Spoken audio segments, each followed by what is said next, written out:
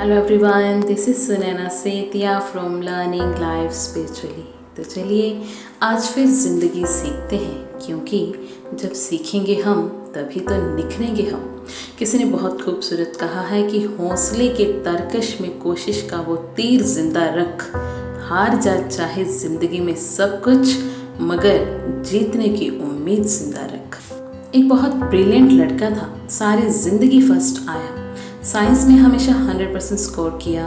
अब ऐसे लड़के आमतौर पर इंजीनियर बनने चले जाते हैं। सो उसका भी सिलेक्शन IIT चेन्नई में हो गया। वहाँ से बीटेक किया और वहाँ से आगे पढ़ने अमेरिका चला गया और यूनिवर्सिटी ऑफ कैलिफोर्निया से MBA किया। अब इतना पढ़ने के बाद तो वहाँ अच्छी नौकरी मिल ही जाती है।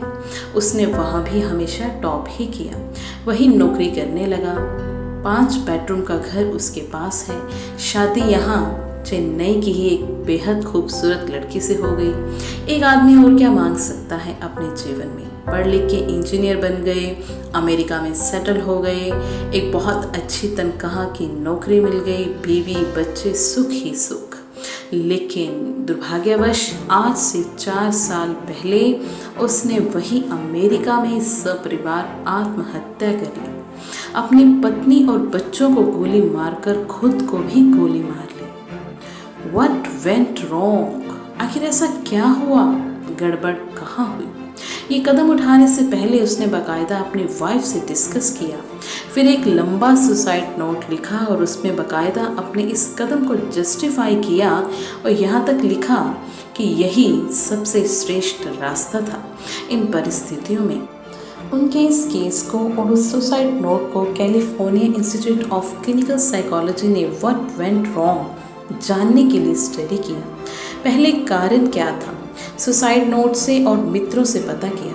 अमेरिका की आर्थिक मंदी में उसकी नौकरी चली गई। बहुत दिन खाली बैठे रहे, नौकरियां ढूंढते रहे, फिर अपनी तनख्वाह कम करते गए और फिर भी जब नौकरी ना मिली, मकान की किश्त जब टूट गई तो सड़क पर आने की नौबत आ गई। कुछ दिन किसी पेट्रोल पंप पर तेल भी भरा। साल भर ये सब बर्दाश्त किया और फिर पति पत्नी ने अंत में खुदकुशी कर ली। इस केस स्टडी को ऐसे कंक्लूड किया है एक्सपर्ट्स ने, like this man was programmed for success but he was not trained how to handle failure. यह व्यक्ति सफलता के लिए तो तैयार था, पर इसे जीवन में ये नहीं सिखाया गया कि असफलता का सामना कैसे किया जाए। अब उसके जीवन पर शुरू से नज़र डालते हैं। पढ़ने में बहुत तेज़ था, हमेशा फर्स्ट ही आया। ऐसे बहुत से पेरेंट्स को हम जानते हैं जो यही चाहते हैं कि बस उनका बच्चा हमेशा फर्स्ट ही आए, कोई गलती ना हो उससे। गलती करना तो यूँ मानो कोई बहुत बड़ा पाप कर दिया, और इसके लिए वो सब कुछ करते हैं हमेशा फर्स्ट आने के लिए। फिर ऐसे बच्चे जो कि पढ़ाकू कुछ ज़्यादा होते हैं, सो खेल कूद, घूमना फिरना, लड़ाई झगड़ा, मारपीट, ऐसे पंगों का मौका कम ही मिलता है। 12th करके निकले तो इंजीनियर कॉलेज का बोझ लग गया बेचारे पर। वहाँ से निकले तो MBA और अभी पढ़ ही रहे थे कि एक बहुत ही मोटी तनख्वाह की नौकरी भी मिल गई। अब एक अच्छी तनख्वाह तो बड़ी जिम्मेवारी, यानी बड़े बड़े टारगेट्स। और ये दुनिया बहुत कठोर है और ये ज़िंदगी अलग से इम्तिहान भी लेती है। आपकी कॉलेज की डिग्री और मार्कशीट से कोई मतलब नहीं है इसे। वहाँ कितने नंबर लिए कोई फ़र्क नहीं पड़ता। ये ज़िंदगी अपना अलग क्वेश्चन पेपर सेट करती है और सवाल सब आउट ऑफ सिलेबस होते हैं, टेढ़े मेढ़े, ऊट पटांग, और रोज़ इम्तिहान लेती है। कोई डेट शीट भी नहीं है। एक इंग्लिश नॉवल में किस्सा पढ़ा था, एक मेमना अपनी माँ से दूर निकल गया। आगे जाकर पहले तो भैंसों के झुंड से घिर गया, उनके पैरों तले कुचले जाने से बचा किसी तरह।